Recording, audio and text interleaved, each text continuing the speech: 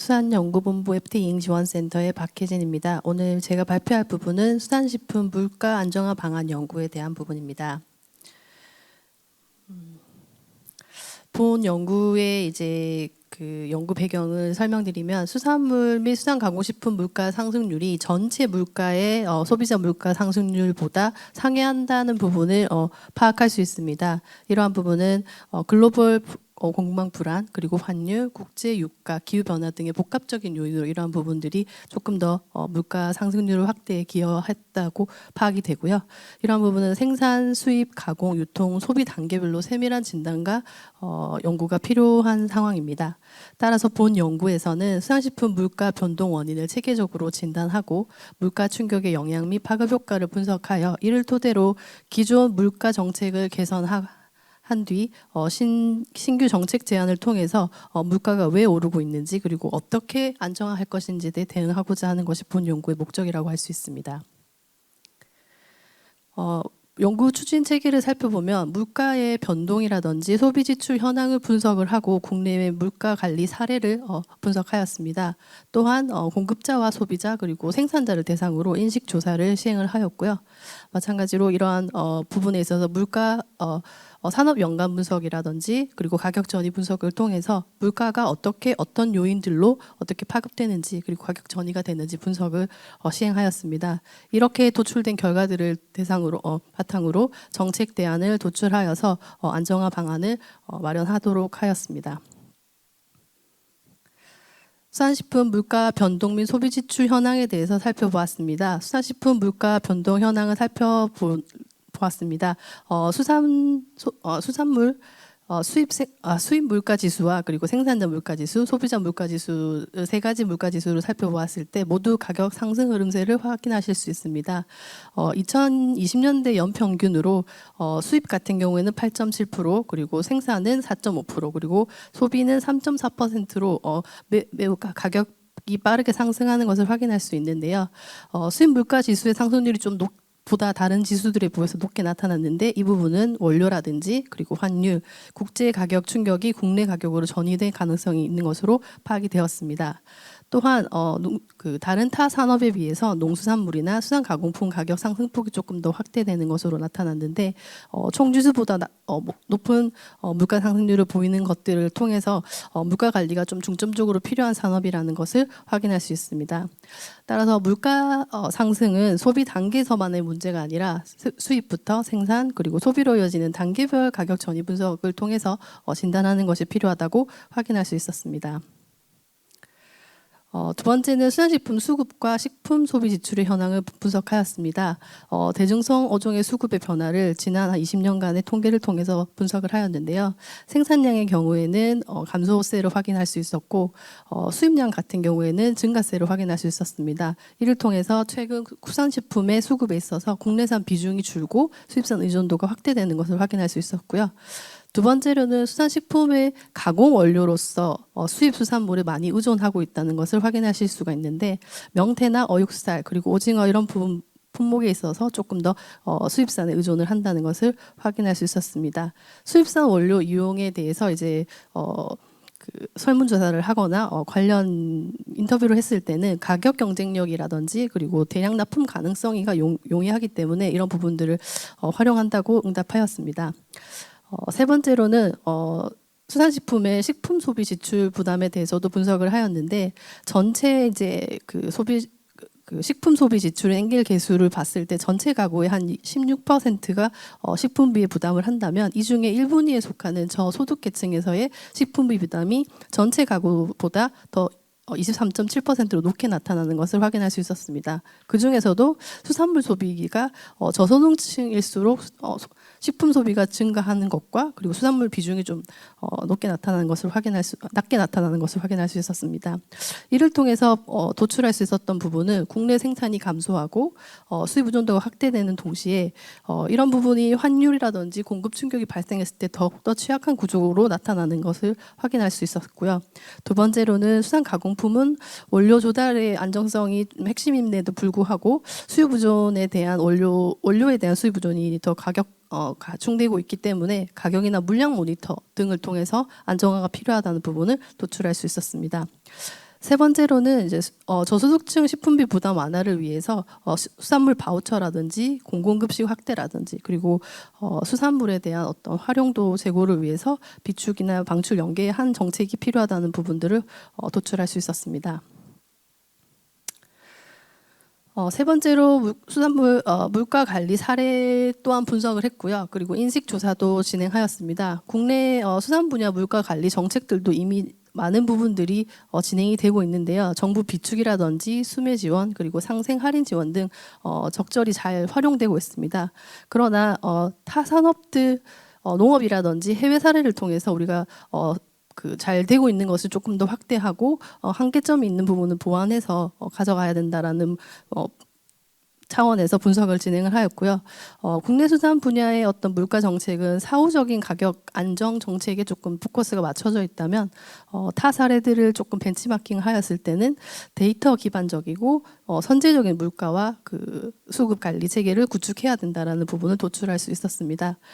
마찬가지로 현재까지는 단기적인 어떤 비축이나 할인 중심의 어떤 대응을 하였다면 앞으로는 이제 모니터링을 하고 재고 통계를 파악하고 공급망과 연결하고 소비와 결합된 어떤 선제적인 어떤 지원이 필요하다는 부분을 도출할 수 있었습니다.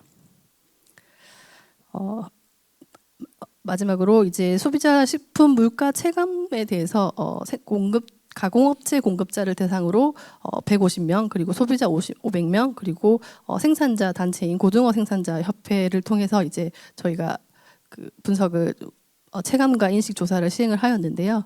이 부분에 있어서도 이제 수입산에 의존을 하게 되는데 원료 가격 상승이 결국에는 판매 가격에 전이된다라고 응답을 하였고요. 또한 소비자들 같은 경우에도 물가나 가격 상승은 한 70% 정도 체감을 하고 있는데 반해서 어떤 식의 대응을 하고 있냐고 여쭤봤을 때는 구매 빈도를 줄이거나 또는 할인 제품 쪽으로 소비를 할 수밖에 없다고 응답을 하였습니다. 그리고 생산자 현장에서의 심층 면담을 진행을 하였을 때도 고등어 생산의 경우에도 사실은 큰 단가의 변화는 없지만 유류비나 임금 이런 비용의 부담이 확대가 됨에도 불구하고 그런 부분을 판매자 가격으로 바로 상승할 수 없는 한계가 있고 또한 산지 가격이 반대로 산지 가격이 하락했음에도 불구하고 소비자 가격이 충분히 하락하지 않는 유통 구조의 문제점들을 집었습니다. 본 조사를 통해서 또 도출할 수 있었던 부분들은 수입 원료 리스크를 관리하고 가격 전이를 완충할 수 있는 자동화라든지 그리고 비축 그리고 방출 어떤 운영을 좀 고도화한다든지 그리고 소비자 체감을 개선할 수 있도록 할인 정책의 홍보와 확대를 강화해야 된다는 부분 그리고 취약계층의 어떤 수산물 접근성을 제고하는 부분들이 필요하다고 확인할 수 있었습니다. 네, 수산식품 물가 변동의 현황들을 살펴보았고요. 이를 통해서 조금 정리할 수 있는 부분이 물가가 변동하는 원인이 공급 측면, 그리고 수요 측면, 유통 및 시장 구조의 측면, 그리고 정책적 외부적인 어떤 측면에서의 어떤 요인들이 있다는 것을 확인할 수 있었습니다. 이러한 영향 분석 요인들에 맞춰서 어떤 현상이 나타날 때 가격을 완화하거나 또는 대응할 수 있는 어떤 그 관리 방향을 설정해야 된다는 것을 확인을 할 수 있었고요. 또한 단기적인 수급 대응뿐만이 아니라 공급망이나 유통까지 아우를 수 있는 종합적인 정책이 필요하다는 부분을 생각을 할 수 있었습니다. 또한 조금 세부적으로 분석을 진행을 하였는데요. 수산식품 물가에 대한 어떤 그 물가의 영향이 있을 때 어떠한 파급 효과를 나타내는지 임금이라든지 유가 그리고 환율 이렇게 세네 가지 부분으로 저희가 분석을 진행을 하였습니다. 임금이 10% 상승할 때 물가에 어떤 영향을 주는지 그리고 수산물에서도 수산 어획과 양식 가공품에 각각 어떻게 영향을 주는지 민감도는 어떤지를 좀 분석을 했고요. 그랬을 때 임금 충격 같은 경우에는 노동 집약적인 양식과 가공 단계에서의 어떤 민감도가 더 높게 나타났다고 나타났고요. 그리고 유가의 경우에는 유가가 10%에서 70% 상승할 경우에는 연료비 비중이 큰 어획 부분에 조금 더 민감하게 나타났다. 그리고 환율의 어떤 변동이 있을 때는 양식이나 가공품 즉 이제 수입에 의존하고 있는 사료나 원재료 부분에서의 조금 더 민감하게 영향과 파급 효과가 나타났다는 것을 확인할 수 있었습니다. 따라서 수산 어획이나 양식 충격은 직접 소비 비중이 낮기 때문에 파급 효과가 조금 제한적으로 나타날 수 있지만 가공식품의 경우에는 전후방 연계도가 크기 때문에 기타 식음료라든지 다른 외식 서비스 등 타 산업으로의 어떤 가격 충격이 조금 더 파급되는 것으로 확인할 수 있었습니다. 소비자 물가 안정을 위해서는 가공 단계에서의 원가 절감도 필요하다는 부분을 이 부분을 통해서 확인할 수 있었습니다. 마지막으로 이제 유통 단계별로 가격 전이 분석을 진행을 하였는데요. 이 또한 수입에서 소비까지 단계의 어떤 가격 전이가 어떻게 이루어지는지를 살펴보았습니다. 수산식품을 대상으로 했고요. 고등어 사례를 통해서도 분석을 진행을 했는데 연구 결과를 요약적으로 설명을 드리면 수입 단계에서의 소비자 물가 전이라든지 생산자 단계에서의 소비자 물가 전이는 장기적으로는 크지 않게 장기적인 효과가 좀 강하게 나타나고 신속하게 반영되는 데 반해서 하락하는 경우에는 오히려 즉시 반영되지 않는 비대칭적인 부분이 나타났다는 것을 확인할 수 있습니다. 이 말인 것은 물가 충격이 상승할 때는 빠르게 전이가 되지만 하락할 때는 어떤 한계점을 가지고 있다. 그리고 부분이 있기 때문에 이러한 정책적인 걸 개선할 수 있는 부분이 필요하다는 것으로 확인할 수 있었고요. 한마디로 정리하면 물가는 오를 때는 빠르게 그리고 내릴 때는 천천히 다만 소비자 전이가 어떻게 환류가 될 수 있도록 유도하는 정책이 필요하다고 정리할 수 있겠습니다. 앞서 분석한 결과들을 토대로 수산식품 물가 안정화를 위해서 변동성을 완화하고 안정화를 위한 객관적 근거 기반의 어떤 통합 물가 관리 정책 수립이라는 정책 목표 하에서 다음과 같은 물가 안정화 방안을 도출할 수 있었습니다. 첫 번째로 통합 물가 관리 체제 구축이 필요하다는 부분이었습니다. 앞서 살펴보았던 물가 지수들의 경우에 수산물 같은 경우에는 타 산업에 비해서 품목이 조금 작다든지 또는 품목 간 어떤 지수가 연계되어 있지 않는 문제점이 있었고요. 또한 가중치가 5년마다 개편이 되는데 이런 부분도 선제적으로 조금 확인하거나 소비 트렌드에 맞추기 위해서는 개편이 필요하다는 부분, 그리고 민감한 어떤 물가 품목 같은 경우에는 민간 품목으로 지정하고 집중 관리가 필요하다는 부분, 그리고 물가 안정화 목표치를 설정해서 이 부분을 달성하는지 등을 또는 물가 지수의 선정이라든지 부분에 있어서 심의회를 운영해서 보다 종합적으로 물가 관리 체계를 구축하는 것이 필요하다는 부분이었습니다. 두 번째 방안으로는 물가 안정화 사업이 이미 시행되고 있지만 이를 조금 더 고도화하는 부분이 필요하다는 것과 또한 포용적 소득 기반을 확충하는 어떤 정책적 효율화 부분이 필요하다는 부분입니다. 비축, 수매, 상생 할인이 이미 정책적으로 잘 활용되고 있지만 일부 품목에 좀 그치고 있거나 좀 확대가 필요한 부분들이 있습니다. 그래서 이런 부분들은 개선을 하고, 그리고 영세 가공업체나 그리고 저소득층에 대한 지원이 사실은 정책적으로 좀 빠져 있는 부분이 있는데 이런 부분들을 강화할 수 있는 그런 부분들이 필요하다입니다. 세 번째로는 해외 원료 수급 안정과 그리고 유통 공급망에 있어서의 어떤 구조 개선이 필요하다는 부분입니다. 생산 부분에 있어서는 사실 경매 중심이나 유통 비용 증가를 완화할 수 있는 어떤 방안이 필요하고요. 수입 원료 같은 경우에도 이제 수입에서 소비까지 가는데 유통적인 개선이 없이는 이런 부분에 있어서의 어떤 정책적인 그 효과를 도출할 수 없기 때문에 이런 부분들이 조금 개선하는 것이 필요하다는 부분입니다. 단기적인 가격 안정 장치와 중장기적인 공급 유통망 구조 개선, 그리고 이런 부분들을 결합해야만 물가 안정을 지속성을 확보할 수 있다고 생각합니다. 이를 추진하기 위해서 세부 과제들을 조금 나타내 보았고요. 네. 어업이라든지 정책 수요자인 어업인, 그리고 가공 수입 업체, 그리고 소비자로 나눠서 타깃형으로 이러한 정책들의 어떤 제도 지원이 필요하지 않나 생각을 해봅니다. 이러한 정책 지원과 방안 마련을 위해서 로드맵 수립을 통해서 단기, 중장기, 그리고 이렇게 수립을 해서 진행을 할 수 있는데요. 단기적으로는 물가지수 개선부터 시작해서 통계적인 부분으로 문제를 파악하는 데 먼저 집중을 해야 될 것 같고요. 중장기적으로는 인프라를 확충한다든지, 그리고 그 플랫폼을 만든다든지, 그리고 종합적인 어떤 데이터 체계로 만들어서 구축을 하고 그걸 운영을 하고 시범적으로 평가를 통해서 환류할 수 있는 어떤 중장기적인 부분이 필요하다라고 보실 수 있을 것 같습니다. 이를 통해서 정책적, 사회 경제적인 기대 효과로는 시적절하고 예측 가능한 정책을 시행할 수 있을 거라고 생각이 되고요. 그리고 취약계층이라든지 공급망과 그리고 지속 가능한 어떤 경제사회적인 효과를 도출할 수 있다고 기대할 수 있을 것 같습니다. 네.